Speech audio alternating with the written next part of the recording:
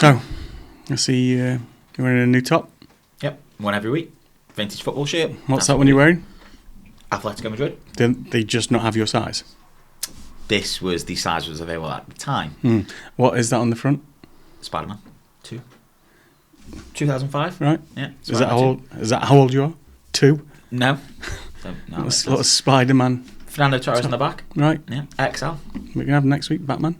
I've just made an offer on a Juventus Zidane shirt and a Real Betis shirt. Right. So I don't know. We'll find out. Okay. See what comes in the post. Very good. New mug. We have. You want to talk about the mug? Yeah, no problem. Is it a explanation of who you are? It is not. Is it not? It Are you sure? stands for see you next time. Next time. So, Right. I feel like the mug's more of a representation of yourself. rough. You got any other mugs? What? Hunt.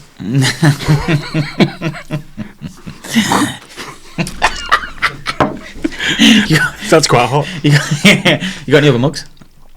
I have got some more mugs. I'll introduce them in the other shows. Is that your thing? Is it? Then? I think that's going to be my thing. I'm going to have a new mug for every new podcast. Cool. So shirts and mugs then. I'm going to try a bit more smiley in this one because I realised in the last one I wasn't smiling very much. Yeah, so yeah, you're like a right grumpy bastard. Yeah. You look like you just had Botox again. Right. So should we do some introductions? Yeah. Do we have to introduce ourselves every week? Or every week? Christ. Yeah, I think so. Which is mad, isn't it? Because you think after a while they'll just know who we are. Right, Harvey Dent. Right. Do you want to introduce yourself? So I'm Paul. I'm Reece. And this is Two Fat Lads. Yeah. So welcome. I don't know who to look at. Like I always feel like I should. Just I don't know. look at I feel like we're getting in trouble. If we look at the cameras, I feel like we're breaking the fourth wall. If we look at the gimps behind the cameras, I feel like we're breaking the fourth wall. Right. Spielberg over there won't be impressed. So story time. Yeah. Whose story? Mine, yours. I think you've got a story, haven't you? That you didn't finish. Well, we didn't start it, did we?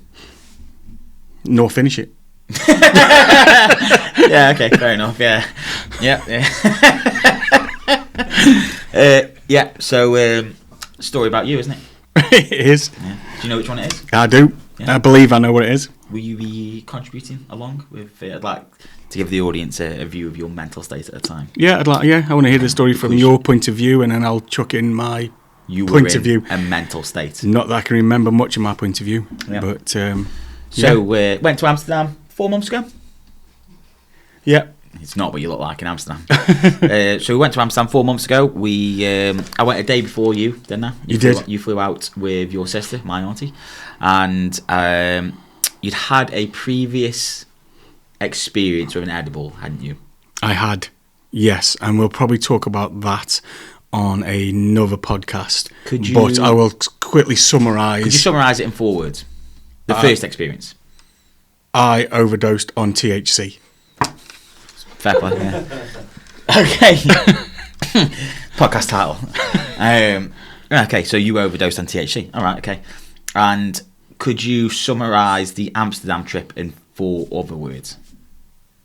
4 other words? Yeah. I was going to say I overdosed again on THC.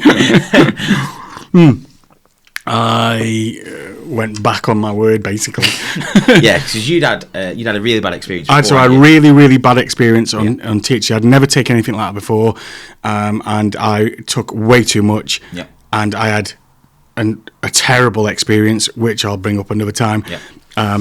And I vowed never to do it again. You're a liar, aren't you? That's not how I saw it.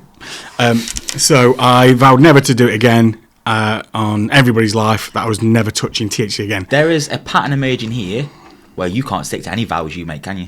Wow. Wow. So I wouldn't vow. Should we go straight to the end? Forward. Let's go straight to the end of the podcast. So we were in Amsterdam, and I'd had an edible the day before you got there, and I'd got in a pretty bad state. But I can talk about that another time because that is a story. Anyway, the next day we got up there, we did a bit of shopping. We did a bit of shopping, and we went about the town, and then we went and we got some muffins, didn't we? Yeah. So we went to near Central Station. There's a coffee shop, and they've got muffins there, packs of 3. And I had half a muffin. My partner had half a muffin. Did you? So then me and my sister, we weren't actually going to take anything because I'd made this vow. Again, and I wasn't going to take anything. And me and my sister both decided that we were just going to have a drink on this holiday. We were going to have a drink and just do it that way. But we were not convinced. We were pushed into maybe just trying a cake, just trying. By who? By yourself. Me? Yeah. Who pushed you? You did. You kept saying it would be fine. It'll be fine. Just take this. That you'll be fine. This amount. And how wrong I was. And so we said, me and my sister said we're going to take off. And do you know what? They're tiny, aren't they? They're really small. Like smaller than that. I'd say, yeah, similar size. Smaller than that. I would say probably 2/3 of that is the size. And then so my sister was going to take half, and then I was going to have the other half. So Viv bit into it. She had pretty much half, and then she went to pass it me, and then I looked at her and I went, I have a bit more. So she did. She had a bit more. Playing the safe game, weren't you? So it left me like a quarter. Yep. And I thought, a quarter, I'll be fine on. Nothing for a man like you, is it? So now I can experience to see what it's actually like. Yeah. So I took the quarter. And then for a good hour or so, nothing. So we went to a restaurant, got some steak, didn't we? Yeah. And what I did was I sort of preempted that he may have a bad experience. So I went and got some trip stops in Amsterdam, which are basically glucose, valerian root, and a few things to bring down anxiety and to help you if you're having a bad time. They are useless. So I got some trip stops. Did I get 2?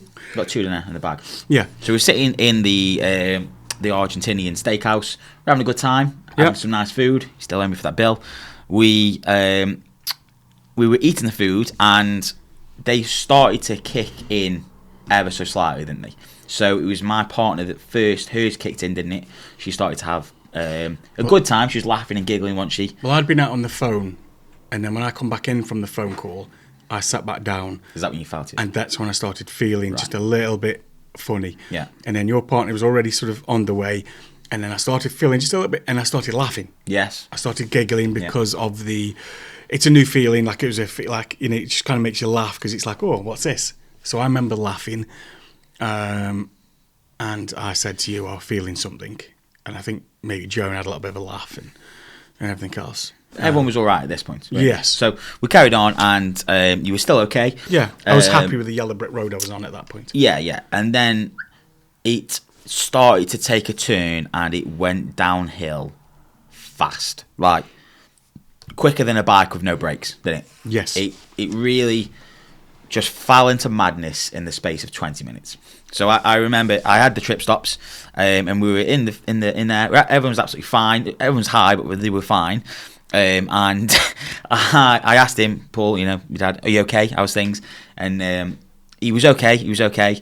And then he looked at me, and the best thing to do as the impression is, we're at a table with 4 people. So there's me, Paul, my partner, his sister, and he has looked at me, and he's used the one thing that can shield him from everyone in the room, the palm of his hand.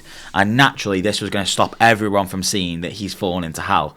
So what he did is he looked at me, and he just went, I'm in a really bad way. And I could see from the fear in the 52-year-old's eyes that you were falling hard, weren't you? So I got a trip stop out, and as he'd said that, he looked forward, and I could then see there was a domino effect going on around the table, where I looked at my auntie, asked her, she was like, no, not good. My partner, no, not good. So all 3 of them went at the same time, didn't you? All your trips just went into a bad trip, just like that. Like, it was mental to see. So I got these trip stops out. Give you one, didn't I? Give my partner one, because Viv said she's in control, she'd be all right. We went outside, and it descended into chaos. It did. It was chaotic. So I remember, because for me, it was the anxiety kicking in from my last experience. And he went from 52 to 78, and he was like this, coming out the door, and he put his sunglasses on, and he's like, help me. Please. I remember walking out with my sister, like, she was the one that was going to try and look after me. I remember walking and thinking I was like walking on the moon. I was like making these big footsteps, like, and I'd be looking and thinking, why am I doing that? I need to stop that. So then what I would do is actually say the words and say, there was a lot of self-narration. I need to stop doing that. Yeah. And then I go, I need to stop doing that as well. That makes you look mental when you're high, when you narrate everything that you're doing. But then I'd realise that I was narrating out loud. But then you narrate about narrating. And say, I need to stop that. Oh, I'm still doing it. Yeah. And I'd do this.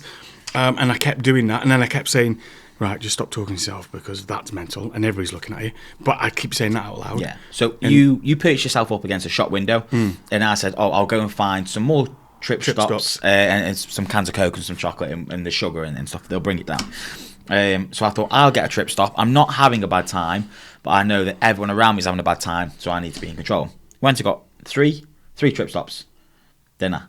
It was 3, was it 5? Is this when we were at the cafe? First time, yeah. No. Right. This is the first ones, I believe. Oh, this is the first so I got ones, 3, yeah. I've got 3, and I thought you've already had one, my partner's already had one, I'll have one, Viv can have one, and you can have another.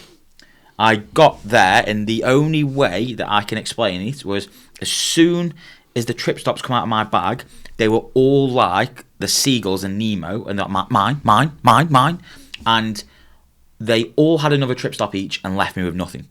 So now the trip stop count is 2, 2, 1, 0. And I'm the one on 0 who's in control of the situation. So we walked on, didn't we? We carried on walking, and that was That was becoming a struggle because the pace was slow. You were paranoid about everyone. Everyone was looking at you. You were dead anxious. You were rubbing your knees. You were all over the shop. Then we got to a cafe, and in hindsight, it's probably the worst place I could have left you. Cafe on the corner at the bottom of Amsterdam Central. Sat him down in the seats, and it was like the busiest area ever, on the planet. It was the busiest. So there was so much going on. Yeah, it was busy, and there was so much going on in my head anyway. And I remember hearing this noise, just like shuffling, just like just going on non-stop, and I was like, what is that noise? Oh my God, what is that noise? And I was looking around, and everybody's staring at me, and then I looked down and realised it's my feet on the gravel. Just going, and I thought, I've stopped doing that. And then I remember having my fingers on my legs and pulling them up my legs because the shorts on. Yeah, that was weird as well. Asking what was wrong with my legs while I was dragging my nails up my legs. So then I left you there with your sister, and then I started to walk around, and I was looking for snacks, Coke, the drinkable kind, trip stops, anything to help. And I was walking up and down. And in the end, I did get more. I got some snacks, then I got some cans of Coke, and I come back. And then just convincing him to drink a can of Coke was torturous. Like, he got so little trust in anyone that he didn't trust me to give him a can of Coke anymore. Like, you just didn't believe me that the Coke was going to help. I thought everybody was against me, and I knew that Joan was having a bad time. I could see that Joan was having a bad time. And so in my first experience, some of the things that I did was I asked the person that I was staying with at the time to kill me on numerous accounts. That was one thing I did. I asked them why they hadn't taken me to the doctors, or hadn't got a doctor, or why hadn't they got an ambulance. And you requested that this time, didn't you? And what you actually requested was all the ambulances and police. What I'd said was, and I did a lot of crying on that first time. Thankfully you didn't do as much as that. And what I said was, this time, if I wasn't going to do that, I wasn't going to ask for an ambulance, or I wasn't asking to kill me, and I wasn't going to cry. So I didn't cry. I did get to a point where I eventually said, right, why haven't you called an ambulance now? Because this is ridiculous, and why haven't you called all the police? Yeah, all the police. And all the ambulances. Yeah, because they would have helped. All the police should be here right now. We needed. And all the ambulances should be here. Why haven't you done that? Because then in my mind, I couldn't understand why you hadn't contacted all the services. We needed all the public services in Amsterdam to be at your beck and call. And in my mind, that's exactly what we needed. Because you'd had a third of them. So I looked at... exactly. So I looked at Joan, and I could see that Joan was in a bad way. I didn't trust my sister or my son. So I looked at Joan in the way that I thought that we had a connection, because we were both in a different place now. So I looked at her and I went, help me. You can help me. These won't listen. They're not listening to me. And obviously these two are just standing there just like that. And he's whispering like I'm And they're just watching me, listening, but I think I'm in the zone with Joan and you're in a tunnel. You're in the channel tunnel, aren't you? And I'm in this little window, and I'm like, help me. we need to get away. We need to get away. I'm just and watching. she's just watching me like this. And I remember being a massive deal to get up. I didn't want to get up. Oh God, that was a big deal. So I convinced you that a taxi was a good idea, didn't I? Maybe. I convinced you a taxi was a good idea. Taxi wouldn't come to where we were, so we had to walk to the taxi. About 0.6 miles, 0.7 miles. Just to be clear, I only remember tiny bits. Okay, so we walked to the taxi. As we were walking to the taxi, he continually threatened to jump in the canal. So that was sick. So I had to stop you from jumping in the canal a few times. We got to where the taxi was. Then convincing you that the taxi was coming was a task in itself. I was then getting you to watch the cars that were coming past like a toddler and getting you to tell me what colour those cars were so you could hang on to reality. Because you were nowhere near the edge of reality. Right. So then the taxi come. He pulled up. I put my partner in. I put my auntie in the taxi. And I thought, he's going to be the biggest problem, so I'll sort you out after. And what you did is you tried to cause a scene in the most female way possible, which you walked off on the bridge and then went, oh, none of you even care that I've walked off. Look at you. You're all going to go without me. And then threw your arms up in the air and then walked back towards the car. You said, just come here, will you? And I was like, okay. And yeah, you just walk back over. I just remember thinking, nobody cares. Yeah, it was. I'm going to jump off this bridge and no one cares. It was the most infantile obviously escape not taking into consideration that all they done is look after me up to this point. We are 8 foot away and I'm just watching you, like, get in the car. We're done, get in the car. So we got in the car, didn't we? Yeah. And then we're making the journey. And it became evident that there was a beeping in the car, and it was your seatbelt that was undone. You didn't have your seatbelt on, so the car was bleeping because you didn't have your belt on. I just remember hearing this noise get louder and louder, and it was freaking me out. Yeah, it was. And then I just remember the guy was staring at me in the mirror, and I could just see his eyes looking at into my eyes, and that's all I could see. Now, in reality, all he probably was doing was every so often he was just looking. Yeah. But for me, he was just staring. He was relatively calm. He wasn't even watching the road anymore. He was just staring at me, and I was like that to him. He's proper staring at me, and he's like, no, he's not, because he is. He's staring. Here comes paranoia. He's proper staring, and then this bleeping got louder and louder and louder. The bleeping was loud, yeah. So we pulled over in a normal manner, but I know to you it was the most abrupt stop in the world. Because I'd see him staring, and then he pulled up, and this beeping's going off it. He then pulled up, and I thought it was all kicking off. Not what happened. And I'm getting like, it's kicking off. Yeah. And then he comes round, and he opens my sister's side, and I just see him coming in, and he's doing this, and I goes, what's he doing? He's attacking Viv, and I start just go shouting my head off. He was trying to plug Paul's belt in, and all he's trying to do is plug me belt in, but I just see him like leaning over my sister, and I'm like, oh, it's going off. And then so what he does, he shuts this door, and then he comes round, and I see him coming round. He's just coming round, and then he comes round here, and then he comes to this door, and then he opens this door, and then from my point of view, he's now grabbing Reece, and Reece is going, we're doing it now, mate. And I'm going, Reece, let's get out of here. And I'm screaming my head off. So I got out of the car, just talking to the guy normally. Then I can see him trying to bundle himself out of the car. I had to push you back in, and then he got a spare buckle. Just put the buckle in, noise went off. Then we're okay. So that cost me a €50 tip. And then that's only half, really. It was a battle to get you in the hotel. We got you in there. I don't think we have the time for the rest of it. No, we don't. But we got you in there, and then that was like 5 p.m, and then you spent the entire night. I spent the entire night going from floor to floor in this hotel, babysitting you, my auntie, my partner. All of you were having a bad time. You'd all got stuff going on.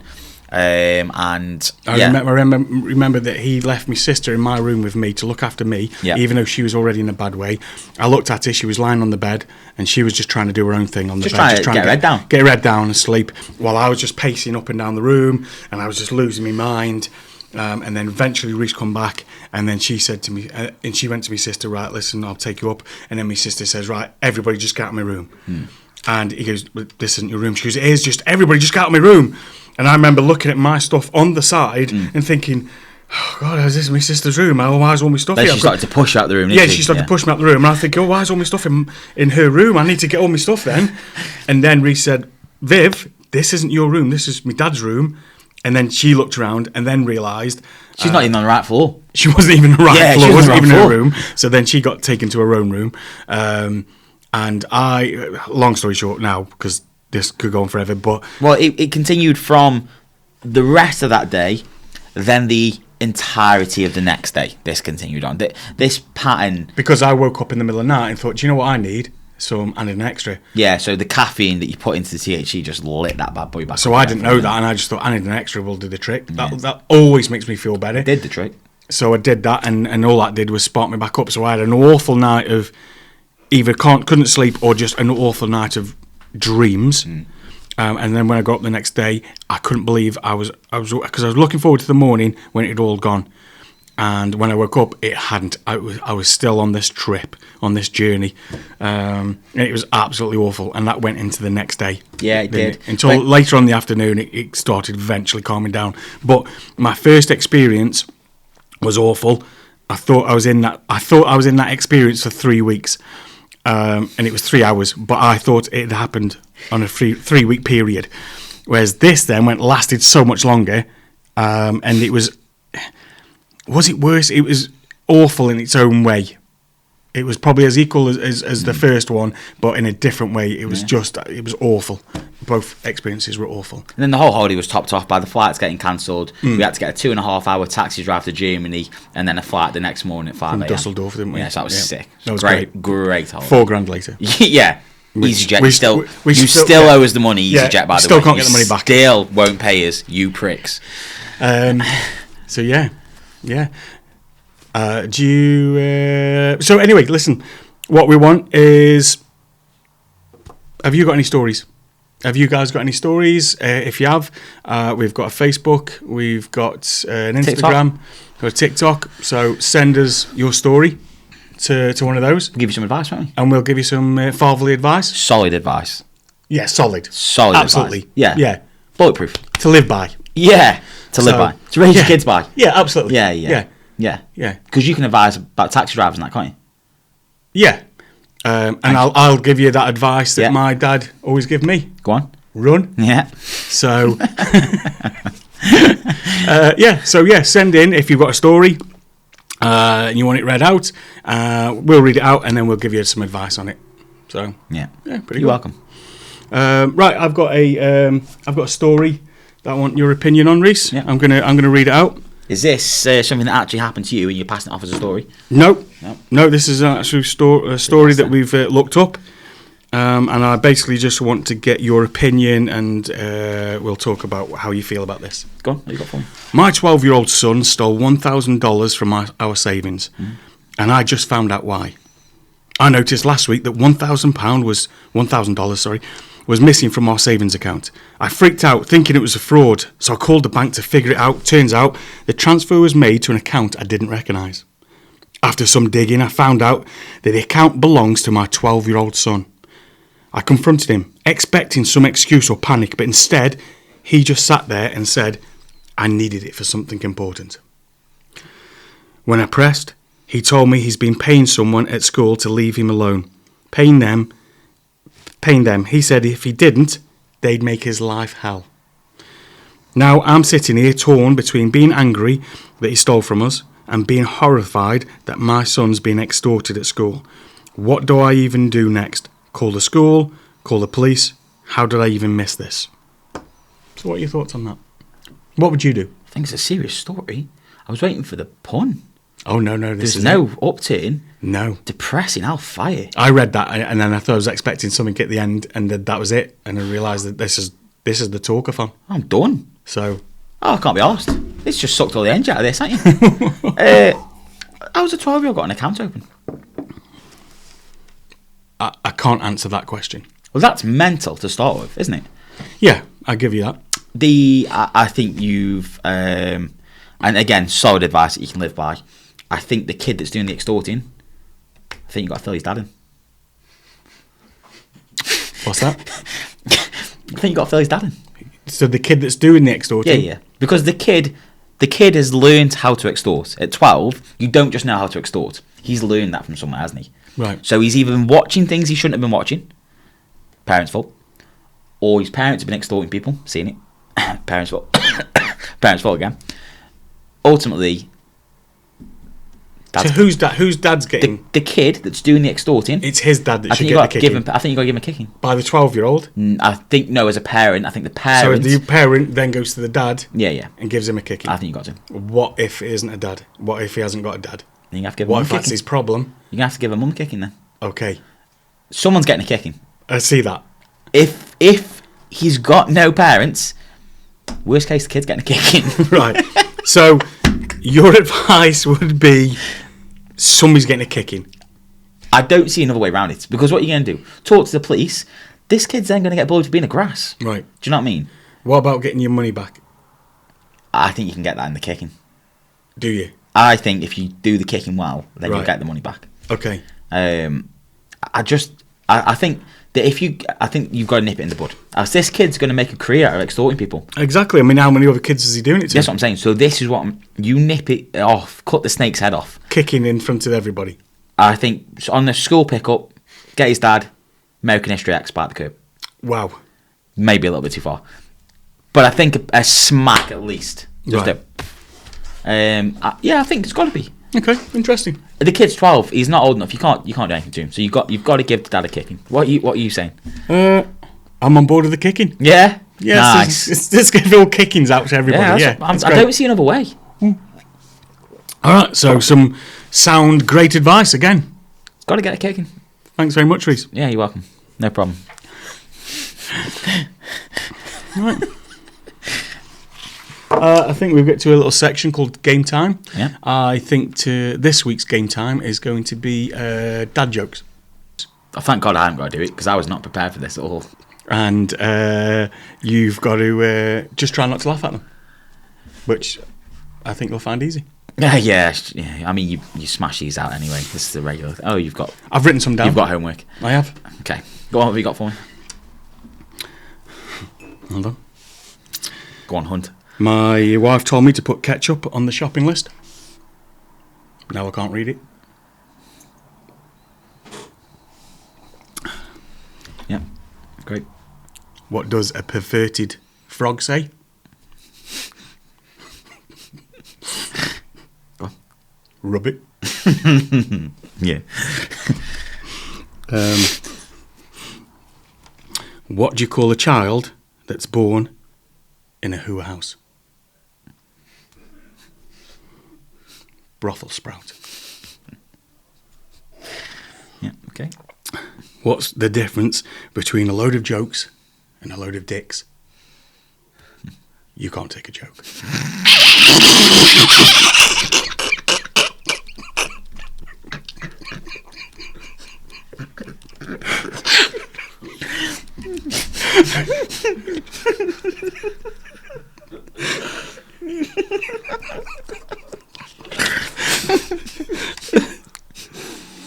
Okay.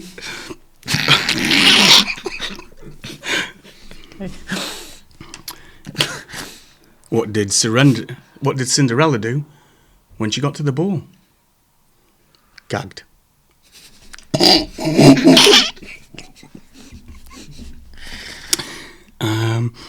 We just found out that your granddad is addicted to Viagra. Nobody's taking it harder than Nan. Oh, Nan and Grandad are going to watch this as well. Oh, no. I was going to say no one's taking it harder than me. Oh, not again. You said it stopped. Right, I thought it was pretty good. It went pretty well. Yeah, it's good. You really kept it together. Yeah, thanks. Wouldn't have known. Didn't break for a second. Right, should we discuss some pet peeves? Yeah. About each other? You seem to be calling all the shots here. I feel like you've got some lined up then. Not really, mate, because you're my son and I think you're perfect. Well, I've got loads for you. Oh, okay, I've got loads. Perfect. Go on then. This is partly my fault and partly the fault of a few other people around me, around us. but we have turned you into a sarcastic monster. I don't know anybody that's more sarcastic than yourself, to the point that for me, like, I'm used to it, but for other people, I know it absolutely grains on them. Yeah, good. And sometimes it's been a talking point about your sarcasm and the actual level of it. It's good though, and it's high. It is high. It is high. It's higher than anybody I've ever known. And like I say, that is partly my fault. Yeah, you asked for this, really. Jason Kerry, Yeah. Viv and Rob, and that we all, when you were growing up, You were keen We all to lay into me. took chunks out of you. Yeah. I remember because he was very shy. You were very shy as a child, to the point that if somebody would ask you a question directly, you would turn to me and you would answer the question to me quietly. And I would then say, no, Jace is talking to you, speak to Jace. And then you would tell me again, and I would have to say, no, and then you would turn around and you would say it so quiet, and you wouldn't look at them. You would look at the ground and you'd say it, and then or you just would absolutely deny saying it. You just wouldn't say anything. Things aren't like that now. No, they're not. But I've noticed that, like, Ari can be a little bit like that, and Jax can be a little bit like that. And I thought, oh, these two are going to be monsters as well. These two are going to be absolute monsters. She's got it in her anyway, though. And then we would do things like, if we'd be out, and I remember in Llandudno, and we were sitting out in a beer garden, and let's say two girls would walk past of similar age to yourself, which was around about 11 or 12, and then I would say something like, what, these two, Reece? You fancy them both? No, and I'd shout it out, and then Jace would start shouting stuff out, and you would just go super embarrassed, and you would just get, and you're almost to the point that you would almost start crying because you're that embarrassed, and you'd be absolutely devoed that we'd done this to you, and we did it to you so many times. But then, Numb to it now. What would happen is, as you got older, you would get more and more numb to it. To the point that There's nothing you can do now. It very rarely works anymore. And then, but what's happened is now it's turned you into, it's like Dr. Jekyll, Mr. Hyde, or whichever way that goes. You asked for this. And now you are you've gone the extreme, the other way. So now you talk to 12-year-old girls, no problem. Easy.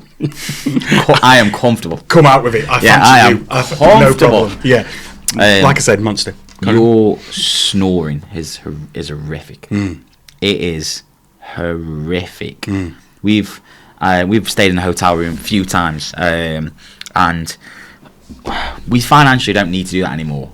And yet I found myself in a room with you 2 months ago in Italy, and why that happened I don't know, because we don't need to do that anymore. Well, we were in a hotel room in Barcelona. We were in Barcelona, and the problem is I'm not a good sleeper anyway, but when you sleep next to him, he gives you anxiety about sleeping because it's a race as to who can get sleep first. Because if he wins, you lose hard because you just don't sleep.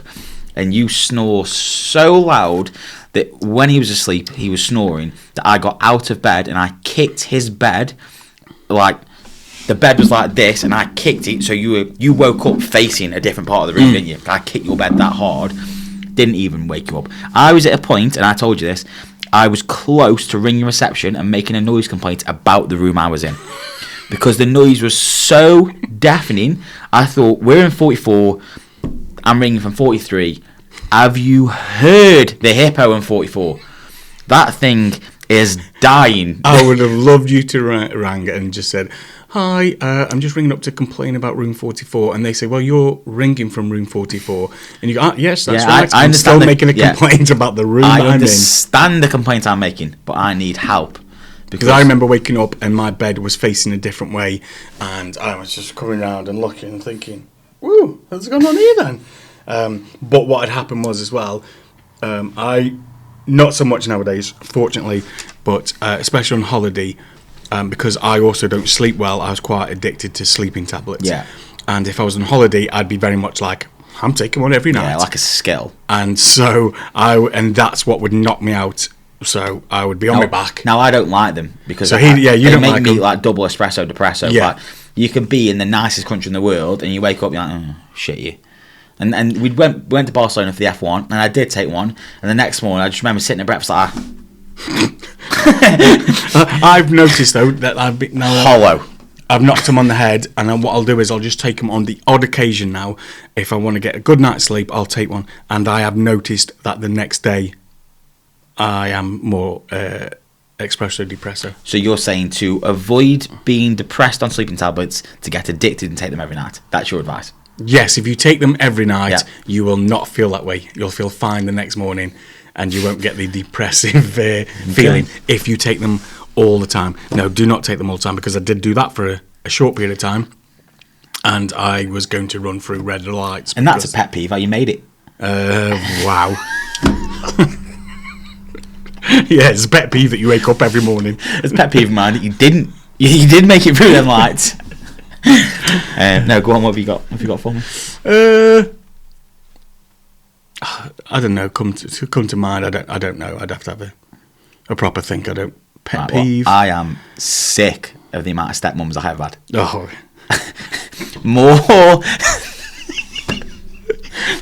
more stepmoms than dinners.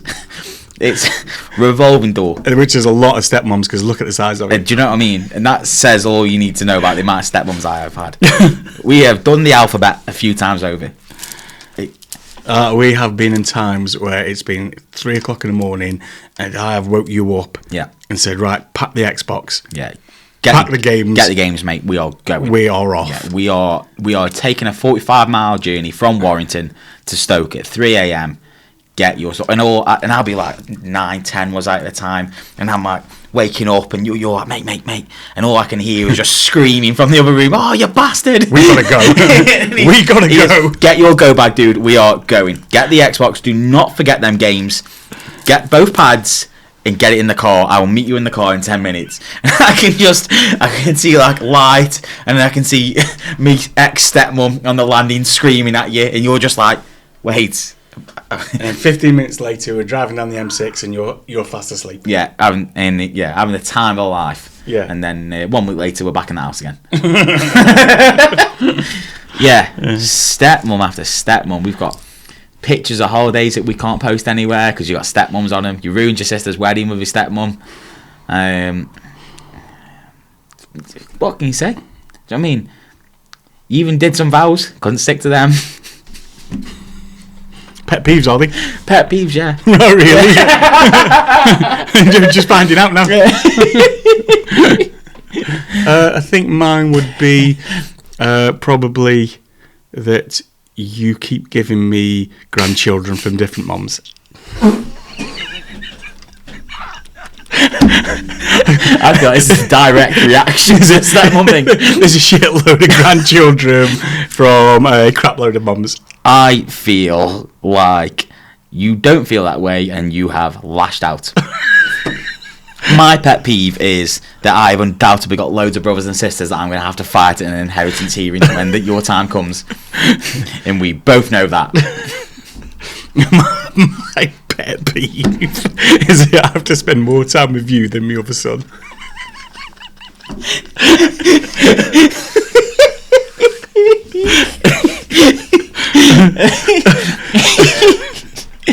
Yeah, it's good, yeah. Right, anyway. Right, I think that's come to an end. Yeah, I think so. Do you know what? We'll see you next time. See you later.